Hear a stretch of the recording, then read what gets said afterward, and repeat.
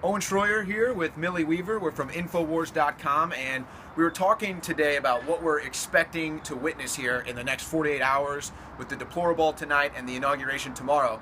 And we actually found out that we have kind of different ideas of what's going to happen. Now, I'll tell you what I think, and then she'll tell you what she thinks. I think that this is going to be a miserable failure for the left, just like the election. I think that they're going to build this up, they're propping this up, they're inflating these numbers, they're saying hundreds of thousands of protesters. I don't think so.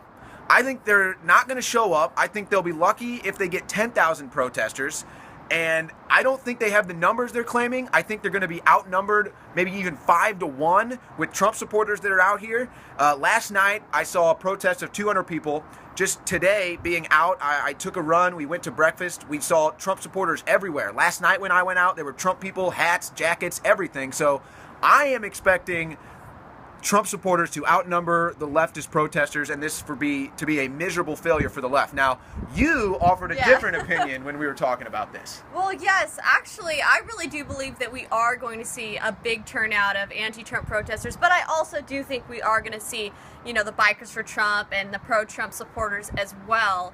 So the reason I think there's going to be a lot of anti-Trump protests is because we're in Washington, D.C., and if you actually look at the numbers for the votes, Hillary Clinton did somewhere like around 90% for D.C., and Donald Trump got really low votes for D.C. So the population here in D.C. really, really wanted Hillary Clinton. So I do see that it's possible that we could get a lot of those people coming out to protest. Now, they might not be the violent protesters. They might just be some people from D.C., but we did also see charter buses, trails of charter buses being bussed in, which means people are bringing in out-of-state protesters that are prepared to be violent. And this is just more of what we've seen with George Soros funding these violent protests. And, Jill Stein is supposed to be at a protest tomorrow speaking, and a couple other prominent figures on the left. What happened to Jill Stein? Yeah. But, it's funny because, you talk about the D.C. district and the people that voted here.